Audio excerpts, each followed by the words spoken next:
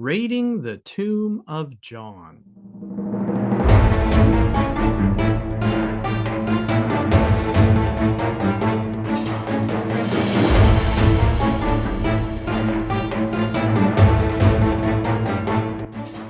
John was one of the 12 disciples of Jesus. He was in Jesus's inner circle, along with his brother James and Peter. He wrote the Gospel of John, along with 3 epistles, 1st, 2nd, and 3rd John, and the book of Revelation. Thought to be the beloved disciple mentioned in John's Gospel, John was present at many special moments in Jesus' life, including the Transfiguration and the Crucifixion. Matthew 17, 1 and 2. After 6 days, Jesus took with him Peter, James, and John, the brother of James, and led them up a high mountain by themselves. There he was transfigured before them. His face shone like the sun, and his clothes became as white as the light. John 19, 25-27. Near the cross of Jesus stood his mother's sister Mary, the wife of Clopas, and Mary Magdalene. When Jesus saw his mother there, and the disciple whom he loved standing nearby, he said to her, "Woman, here is your son." And to the disciple, "Here is your mother." From that time on, this disciple took her into his home. John was also a fisherman, like his brother, and wanted to call down fire on those who rejected Christ. But after being rebuked by Jesus, he really learned his lesson.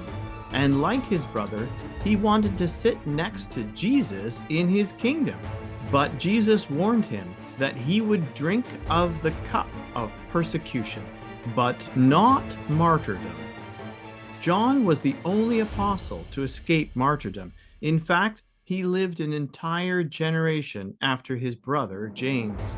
According to Tertullian, John was boiled in oil in Rome, but miraculously did not die. After that, he was exiled to the island of Patmos, where he wrote the book of Revelation. Many church fathers spoke of him. Justin Martyr wrote that he lived with them at Ephesus.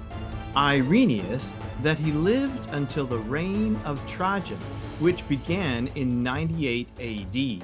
Eusebius and Jerome wrote that he was the teacher of Papias, the bishop of Hierapolis in Syria. He also trained Polycarp, bishop of Smyrna.